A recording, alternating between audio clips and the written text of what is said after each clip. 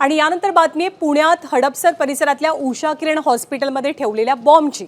या हॉस्पिटलमध्ये बुधवारी संध्याकाळी बॉम्ब असल्याची माहिती मिळाली। डॉक्टरांनी प्रसंगावधान दाखवलं आणि तातडीने याची माहिती पोलिसांना दिली। पोलिसांनी अर्थातच बॉम्ब शोधक पथकाला पाचारण करून हा बॉम्ब नष्ट केला। दरम्यान आसपासचे सीसीटीव्ही या प्रकरणी तपासले असता इलेक्ट्रिक दुचाकीवरून आलेल्या एका व्यक्तीनं बाथरूममध्ये ही वस्तू ठेवल्याचं दिसून आलं।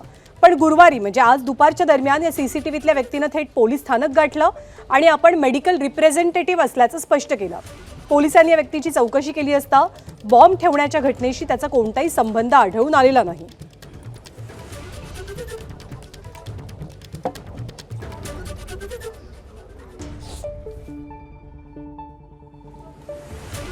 आणि पुण्यातल्या बॉम्ब प्रकरणी राज्याचे मुख्यमंत्री आणि गृहमंत्री देवेंद्र फडणवीस यांनी काय म्हटलंय ते सुद्धा पाहूया। पुण्यामध्ये जी काही वस्तू सापडलेली आहे त्याचं संपूर्ण ॲनालिसिस करण्यात आलेलं आहे। त्यामध्ये काही सीसीटीव्हीचे फुटेज हे देखील मिळालेले आहेत। ते एनहान्स करून साधारणपणे कोण व्यक्ती आहे असा चेहरा आता लक्षात आलेला आहे। अजूनही नंबर प्लेट जी आहे ती एनहान्स करण्याचा प्रयत्न आर्टिफिशियल इंटेलिजन्सचा उपयोग करून करण्यात येतो आहे। पण निश्चितपणे काही ना काही घातपात करण्याचा हा प्रयत्न होता।